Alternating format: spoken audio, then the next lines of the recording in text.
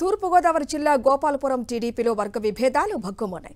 నియోజకవర్గంలో మద్దిపాటి వర్సెస్ ముళ్లపూడి బాపిరాజు, ముప్పిడి వెంకటేశ్వరరావు వర్గాల మధ్య విభేదాలు కొనసాగుతున్నాయి. గోపాలపురం నియోజకవర్గ ఇన్ఛార్జిగా మద్దిపాటి వెంకటరాజును మార్చాలంటూ కారు ర్యాలీ చేపట్టారు మరో రెండు వర్గాలు. సుమారు 500 కార్లతో ర్యాలీగా గోపాలపురం నుంచి అమరావతికి బయలుదేరారు. రాజకీయ అనుభవం లేని వ్యక్తిని ఇన్ఛార్జిగా చేసి చంద్రబాబు గ్రూపు రాజకీయాలకు ప్రోత్సహిస్తున్నారని ఆగ్రహం వ్యక్తం చేస్తున్నారు నేతలు. గోపాలపురం నియోజకవర్గంలో టీడీపీని 3 ముక్కలుగా చేశారని ఆగ్రహం వ్యక్తం చేస్తున్నారు. ఇదే విషయంపై మరింత సమాచారం మా ప్రతినిధి రాజు అందిస్తారు. టీడీపీ గోపాలపురం నియోజకవర్గ ఇన్ఛార్జ్ మద్దిపాటి వెంకటరాజు కూడా వ్యతిరేకిస్తూ ఇక్కడున్నటువంటి నియోజకవర్గం నుంచి కూడా నేతలు భారీ స్థాయిలో కూడా అధిష్టానం వద్ద కూడా బయలుదేరారు. ప్రస్తుతం మనం కలపరు టోల్ గేట్ వద్ద ఇక్కడున్నటువంటి నేతలు కూడా ఉన్నారు. సుమారు 700 కార్లలో కూడా చంద్రబాబు నాయుడు వద్ద కూడా బయలుదేరారు. ఇక్కడున్నటువంటి నాయకులు కూడా ఉన్నారు. వీరితో మాట్లాడి ప్రయత్నిద్దాం. సార్ చెప్పండి, ప్రధానంగా మీ డిమాండ్ ఏంటి? అసలు కార్యక్రమాలు చేయమని ఒక ఇన్ఛార్జిని మా నియోజకవర్గానికి పంపించడం జరిగింది.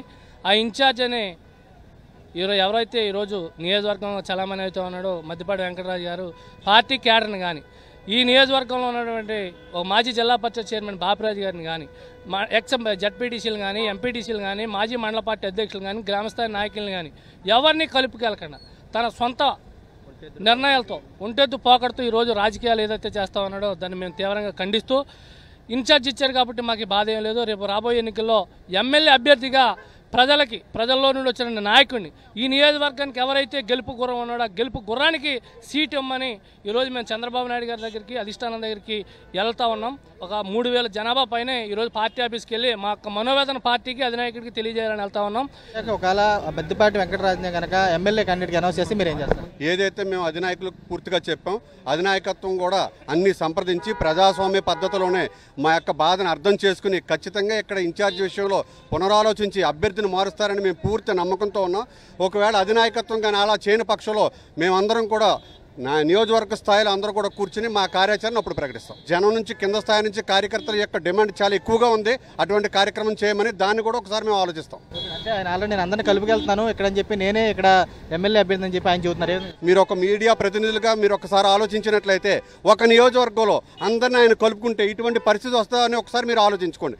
ఒక ఇన్ఛార్జిని ఎవరైనా వ్యతిరేకించడానికి 1000 కార్లు వేసుకు వస్తారా?